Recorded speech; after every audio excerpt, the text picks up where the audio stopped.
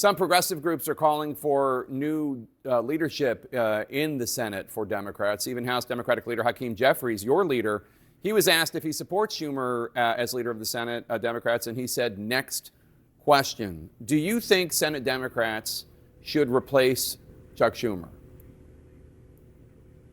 I think Senate Democrats have to sit down and take a look and decide whether or not Chuck Schumer is the one to lead in this moment. You're close with Congresswoman Alexandria Ocasio-Cortez of New York. Some of your fellow House Democrats say, and not just progressives, by the way, we've heard that moderates have said this too, that they're ready to support her to challenge Chuck Schumer in a Democratic primary. Would you get behind that? That's 4 years from now. If you were asking me at least in 2 years, then I would have an absolute answer. But I can tell you that there are a lot of people that are watching his leadership in this moment. This is the moment. We don't even know what elections will look like in 4 years, if we will have elections. And so I definitely think that younger, fresher leadership may be something that many of us, not just depending on what part of the spectrum you're on, but many Americans may be looking for, especially in the state of New York. Nah, I think that AOC becoming anything more than what she already is a mistake. I know that she is absolutely for illegal immigration into the country, and it's no way in the world. Well, listen. Politics from a Democratic side is a jockeying for position to put themselves in the next running for whatever it is that they want. And I believe that all of these Democrats, including AOC and including Jasmine Crockett, is trying to position themselves to ultimately level up and get a promotion and go to the next level, and rightfully so, right? I mean, I don't even think that that's something that is, foreign to any of us, whether you're in corporate America or whether you're in politics. But we all know that it is no loyalty in politics. And the only reason that they're mad at Chuck Schumer is because it makes them look even worse because their favorability and the polls are basically showing that they are plummeting even more than before the election, especially as Trump continues to deliver on the promises that he made during campaign season.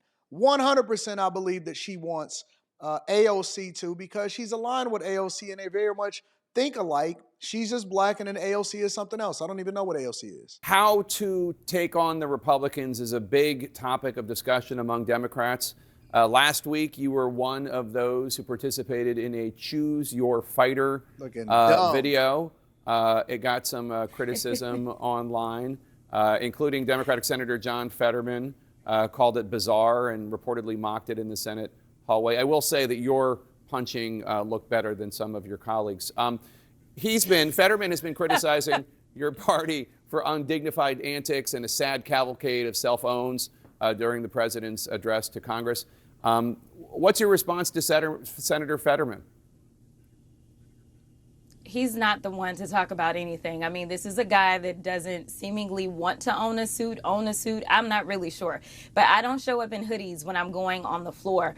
And so the idea that you would say that we could not have a moment in which an influencer asked us to do this. Now, I'll be perfectly honest with you and tell you that when she asked me to jump, I said, did you ask my older colleagues to do this? Because I feel like you're picking on me because you think that my knees are a little younger. And I did not know who all was in this particular trend whatsoever.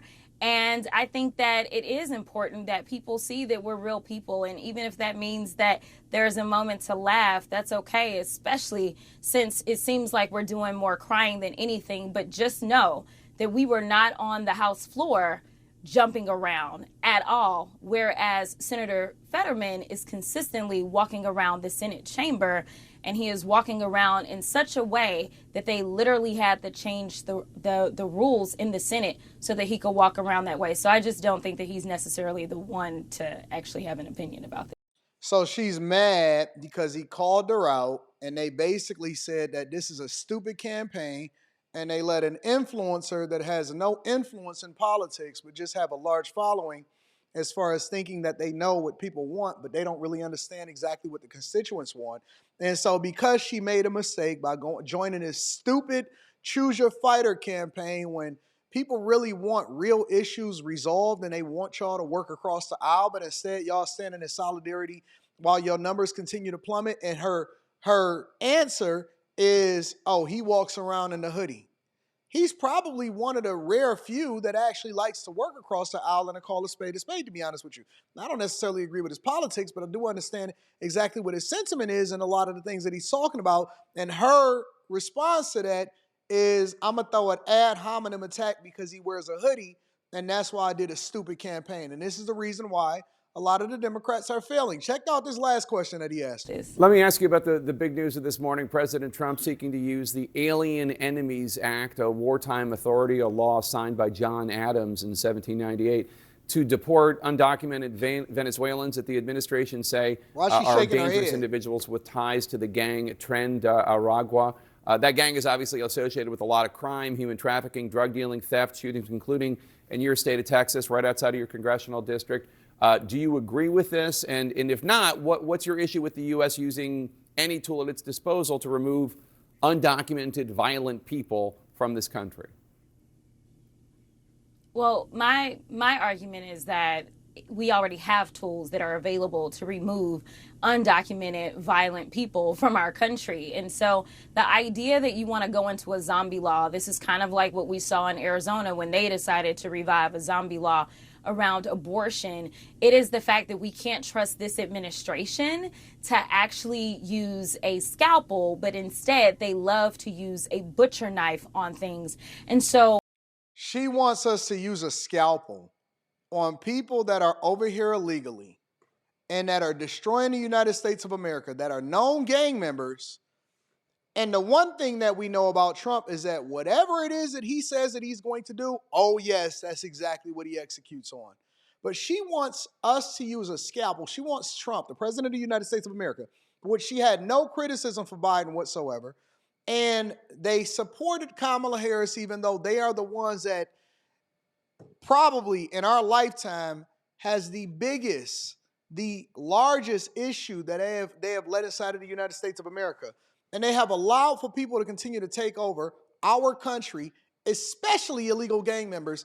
And we should be using every single tool at our disposal to remove them from the United States of America, in the same way that if we find a murderer, if we find somebody else that's doing something that they shouldn't be illegally, then we go after them and we look to jail them and we look, oh, well, I guess unless you're in a blue sanctuary city. But the point is that we should be using every tool at our disposal, and it's nothing that we should be complaining about as far as making sure that we have to work across the aisle, because some things shouldn't be a bipartisan thing, but they hate Trump and they hate America so much that they're willing to go against them, even when it costs lives, even when it costs drugs in our community, even when it affects black people, even when it affects people that are American citizens out of the United States of America.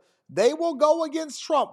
They will oppose him, and they will then reject him instead of embracing the thing that's best for Americans. And they could get some wins too. But this is why Democrats, this is why their numbers, their polling numbers across the board is so abysmal, so low, dropped over 20 points. In some polls, it dropped over 30 points.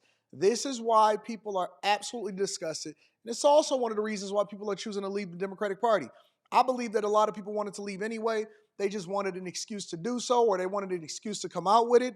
I think it's a lot of celebrities that actually want to leave the Democratic Party also, and so they cloak it by saying that they're independent because they don't want to say that they actually are Republican and they support Trump and everything that he's doing. It's a lot of fear mongering. It's a lot of posturing, pivoting, a lot of bad campaigns, as you've seen the Choose Your Fighter campaign.